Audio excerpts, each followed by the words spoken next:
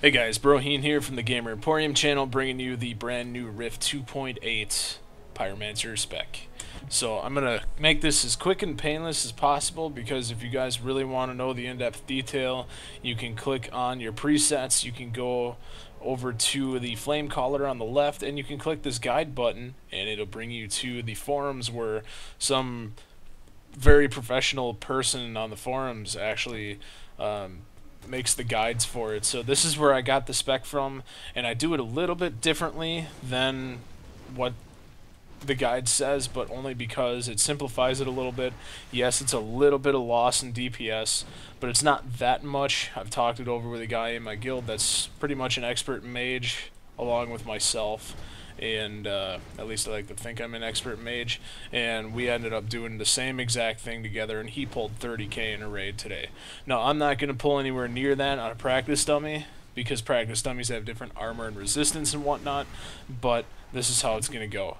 So, your 61 Pyromancer tree filled up, 3 in Eldritch Knowledge for the Harbinger tree, your 12 Stormcaller points are going to go in Storm Energy, High Voltage, and then the remaining 3 in Cyclogenesis.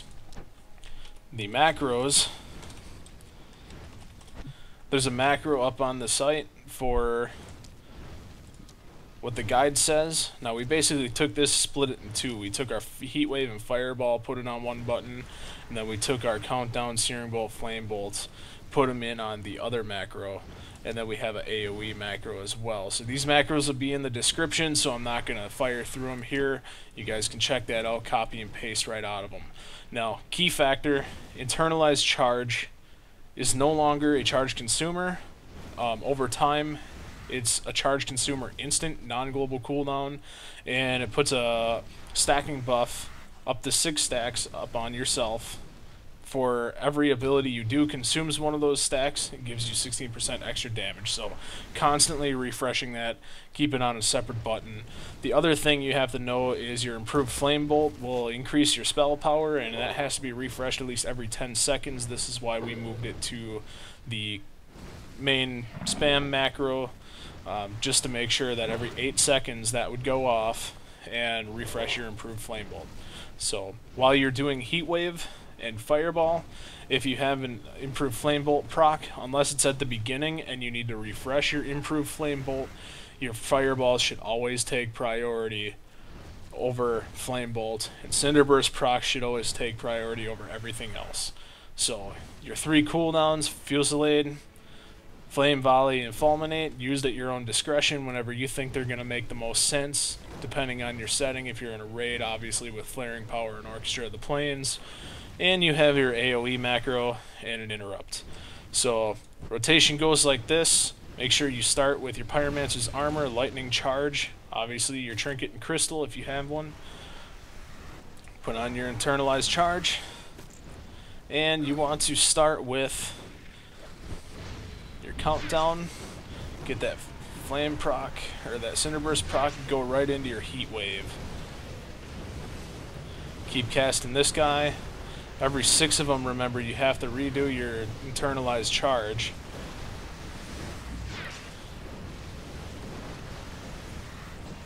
And now that we're here, we want to get our Flame Bolts up. Whoa, what happened? Well, fucked up that parse a little bit. No worries, though, because now you got those.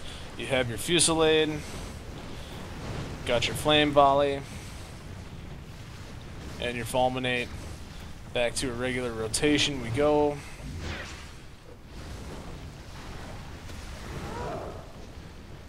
And we're doing 18k or so, which is pretty good.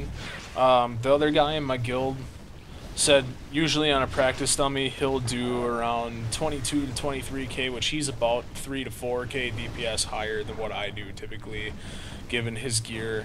His rotations possibly a little bit better than mine. Don't want to give him too much credit and degrade myself too much, but I learned a lot of stuff from him. So pop your cooldown abilities on cooldown. Make sure that internalized charge stays up at all costs. That's about it. Just gotta keep applying countdown, when macro and heat wave comes off cooldown,